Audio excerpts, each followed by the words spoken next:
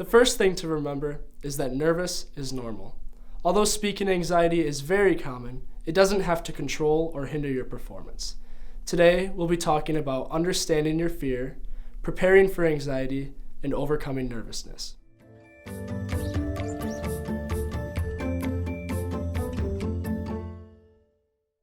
To begin, let's discuss understanding your fear.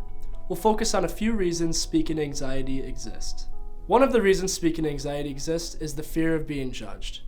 It's important to remember that the perfect speech does not exist and that mistakes will happen. You should not expect perfection or let a minor error turn into a disaster. If you do mess up within your speech, just pause, take a breath, and continue on. Another reason speaking anxiety exists is the fear of failure.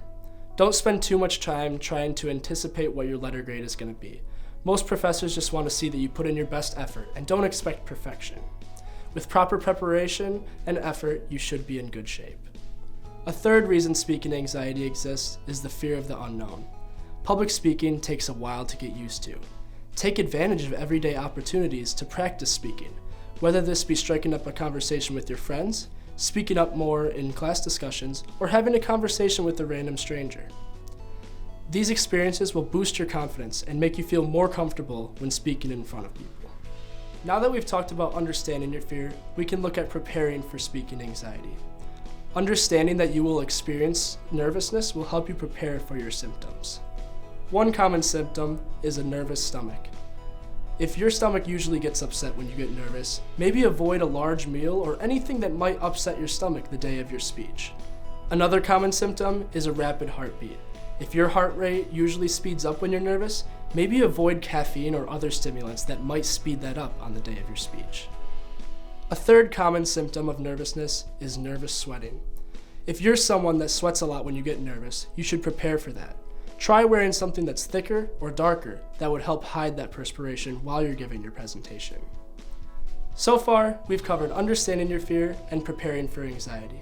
Finally, we can look at overcoming nervousness. Now, there's no one cure for speaking anxiety. However, there are several approaches to dealing with it.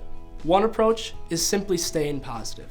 While you're preparing for your speech, try to fill your mind with as many positive thoughts as possible, rather than thinking about how nervous you are.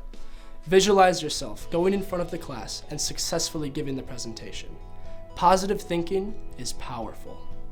Another approach is focusing on your breathing. One method I like to use when I get nervous is called a 4-square breathing exercise.